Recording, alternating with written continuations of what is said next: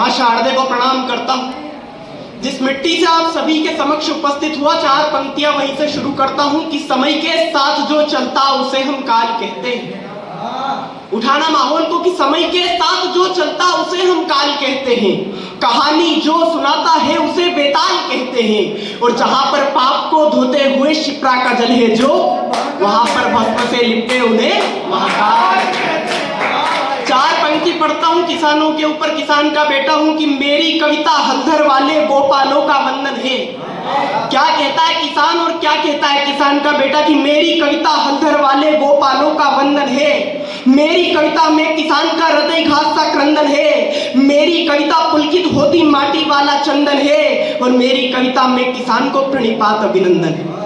4 पंक्ति और पढ़ता हूं कि हम देते सम्मान उन्हें, वो बदले में लाठी दे देते हैं। मैं किसान आंदोलन के कुछ चित्र खींचना चाहता हूं।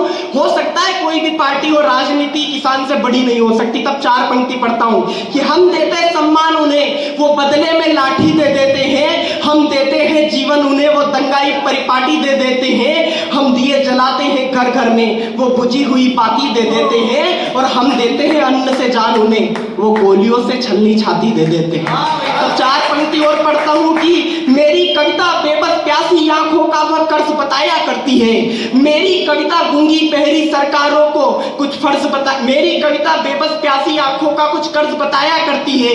मेरी कविता बंजर होते खलियानों का मर्ज बताया करती है। और न्यायालय की सीढ़ी जाकर अर्ज लगाया करती है। मेरी कविता इन गूंगी बहरी सरकारों को कुछ फर्ज बताया करती है।